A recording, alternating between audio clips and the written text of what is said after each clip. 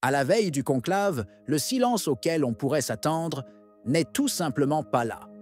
À sa place, des scandales qui ont éclaté ces dernières heures, des documents confidentiels qui ont soudainement émergé, des accusations dévastatrices qui frappent certains des candidats les plus forts possibles. Le vote, qui devrait être spirituel, est au contraire annoncé comme un jeu politique sans précédent. À l'intérieur de la chapelle Sixtine, bien plus qu'une élection aura lieu. Restez jusqu'au bout. Tout catholique doit savoir. Le conclave commence demain, mais l'Église ne se présente pas unie devant l'Esprit Saint. Elle se présente blessée, déchirée, à un pas du schisme. Deux voix incontournables le disent ouvertement. Le cardinal Gerhard Müller et le philosophe catholique Joseph Seifert. Tous deux ont lancé la même alarme. Si l'on entre au conclave sans avoir clarifié les erreurs doctrinales du pape François, les conséquences seront catastrophiques. Seifert a même écrit une lettre au cardinal Giovanni Battista Re, lui demandant d'examiner les dérives théologiques avant le vote. Personne n'a répondu. Personne n'a osé aborder le problème de fond. La foi catholique a été trahie, mais tout le monde fait comme si de rien n'était. Ils entrent au conclave comme si le seul problème était qui mettre à la place de François. Pendant ce temps, le cardinal Raymond Leo Burke, l'un des rares à ne jamais céder, a appelé certains de ses frères chez lui. Mais il n'y a pas de plan clair. Il n'y a pas de candidat, seulement la peur et les tentatives d'arrêter une catastrophe déjà en cours. On parle de chercher un pape plus prudent, peut-être de transition. C'est la politique qui prend la place de la vérité.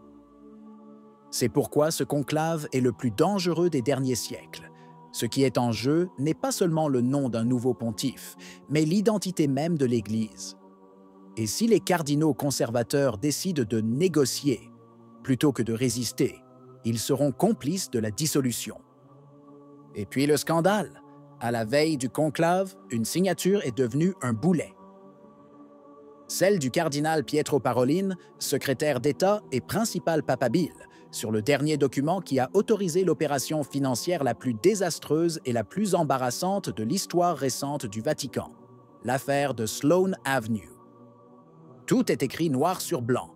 Le 25 novembre 2018, Parolin approuve le mémorandum qui conclut la vente de l'immeuble londonien, au centre du procès qui a accablé Angelo Becciu, exclu du conclave parce qu'il a été condamné. Mais il s'avère maintenant que Becciu n'agissait pas seul, comme il voulait nous le faire croire. Il agissait au nom du secrétariat d'État depuis 2013. Il existe même un document signé par Tarcisio Bertone qui lui donnait les pleins pouvoirs. Un système, pas un cas isolé. Et Parolin, il se défend en disant qu'il ne faisait que suivre un ordre confidentiel de Bergoglio. Mais dans les dossiers judiciaires, il n'y a aucune trace de ce prétendu mandat papal. Le seul document signé par le pape est arrivé 2 ans plus tard, alors que l'APSA avait déjà pris en charge la gestion des fonds. Trop facile, trop tard. La presse italienne et internationale a parlé d'une bombe, et c'en est une. Ce n'est pas seulement une tache sur la carrière de Parolin. C'est un coup direct porté à sa crédibilité morale, précisément dans les heures décisives. Selon Il Tempo, c'est cette révélation qui a fait chuter sa popularité, passant du statut de favori avec environ 40 voix à celui de candidat toxique. Un papabile impliqué dans un réseau trouble de millions volés au denier de Saint-Pierre, de l'argent pour les pauvres, qui a fini dans les circuits spéculatifs de Londres, est aujourd'hui, de manière réaliste, un candidat encombrant. Mais cela ne signifie pas que ses partisans vont abandonner, car au Vatican, ceux qui tombent peuvent encore se relever s'ils ont les bons leviers. Et c'est là le risque. Le conclave qui commence demain n'est pas seulement romain, il est aussi pékinois. Le pacte secret entre le Vatican et la Chine, signé en 2018 par Bergoglio et renouvelé en silence jusqu'en 2024, est la plaie ouverte qui brûle sur les épaules de millions de catholiques persécutés. Celui qui l'a dénoncé est Monsignor Carlo Maria Vigano, dans une déclaration très dure.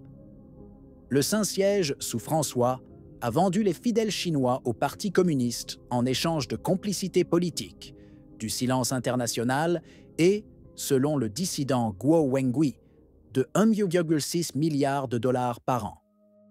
Le Vatican ne l'a jamais clairement nié. Et le résultat est là, visible de tous.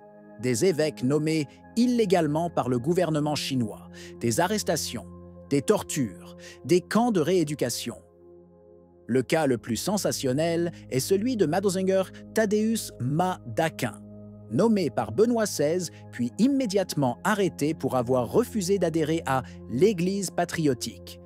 À sa place siège aujourd'hui à Shanghai Shenbin, nommé unilatéralement par Pékin puis béni par François. Ce n'est pas seulement un effondrement, c'est une mutation. Le communisme chinois veut une Église nationalisée, idéologiquement alignée sur le parti. Et Bergoglio a accepté.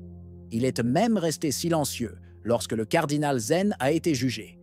Il a déclaré « Je n'ai pas envie de qualifier la Chine d'antidémocratique. C'est une omission coupable, c'est une trahison. » Deux noms centraux de cette politique entreront dans le conclave. Parolin, architecte de l'accord, et Zhupi, lié à la communauté de Sant'Egidio, parmi les principaux partisans de la normalisation avec Pékin. Les deux sont éligibles.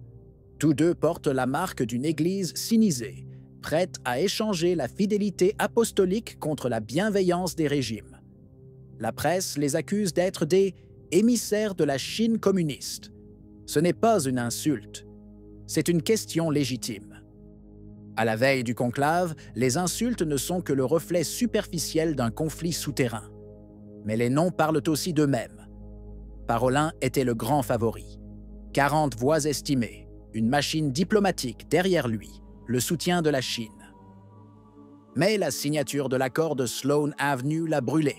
Une mine qui a explosé au moment parfait, peut-être trop parfait pour être une coïncidence, mais cela ne signifie pas qu'il est éliminé. Au Vatican, on tombe et on se relève en un instant. Il y a aussi Luis Antonio Tagle, le François asiatique, un homme doux, populaire et assez progressiste. Mais justement pour cette raison, trop transparent, trop exposé. Les conservateurs veulent le tuer. Lui aussi, comme Parolin, serait un pape utile au système, et donc indésirable pour ceux qui rêvent encore d'un retour à la tradition. L'aile bergoglienne se tourne aussi vers Zhupi, qui ne parvient cependant pas à convaincre tout le monde. Trop lié à Sant'Egidio, trop politique, trop idéologique pour les cardinaux africains ou asiatiques. C'est à ce moment-là que le fantôme de l'étranger fait son chemin, comme Wojtyła en 1978, comme Bergoglio en 2013. Deux noms émergent dans les couloirs. Robert Provos, américain, ancien missionnaire au Pérou, modéré, avec un excellent équilibre géopolitique. Et Péter Erdő, hongrois, proche des conservateurs mais pas hostile au dialogue avec les progressistes. C'est l'homme pont que beaucoup recherchent, quelqu'un qui n'excite pas, mais qui n'effraie pas non plus. Celui qui maintient tout debout, au moins pour un tour de plus. Le problème est que, comme l'a dit Marco Politi, le conclave s'est transformé en une guerre civile ecclésiale. Aucun des blocs n'a le pouvoir d'imposer son propre pape. Un compromis sera donc recherché. Mais un compromis en temps de guerre n'est jamais neutre. C'est la victoire de celui qui a forcé l'autre à céder. Et aujourd'hui, celui qui tient l'Église entre ses mains tient aussi le gibier entre ses mains. Les votes se déplacent comme des pions dans un jeu spirituel de risque. Mais ce qui manque, et qui manque dramatiquement, c'est le véritable protagoniste qui devrait tout guider, le Saint-Esprit. Qu'en penses-tu? Si vous avez aimé la vidéo, commentez « Amen ». Que Dieu vous bénisse.